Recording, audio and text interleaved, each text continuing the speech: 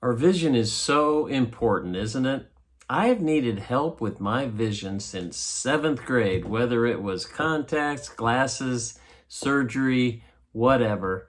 And there's times when we need help with our spiritual vision. Maybe that's something that you're facing right now, that spiritual vision is just not clear as it should be. I want to talk about that in your morning cup of inspiration. Our vision is so important to see the world and to function properly. And our spiritual vision can be just as important in trying to fulfill what God wants us to.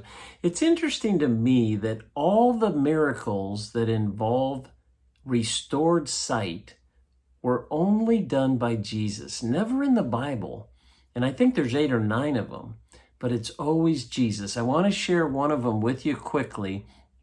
It's found in the 8th chapter of Mark. And this is one, if you'll recall, where Jesus was approached by a man who wanted healing for his sight.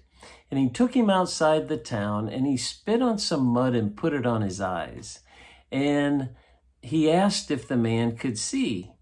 And he said, "Do you see anything?" And the man looked up and said, "I see people. They look like trees walking around." Now, it's kind of interesting. If this man knew what a tree looked like, it was obvious that he had seen before, and over the course of time, he'd lost his vision. Maybe that's you today. Maybe you've had vision. Maybe your spiritual vision was clear, and over the course of time, you lost your vision. Just like this man, he'd lost his vision, but he began to see a little bit. The people looked like trees. Listen to what it says in verse 25 of that 8th chapter. Once more, Jesus put his hands on the man's eyes. Then his eyes were opened, and his sight was restored, and he saw everything clearly. Maybe you need that once more Jesus.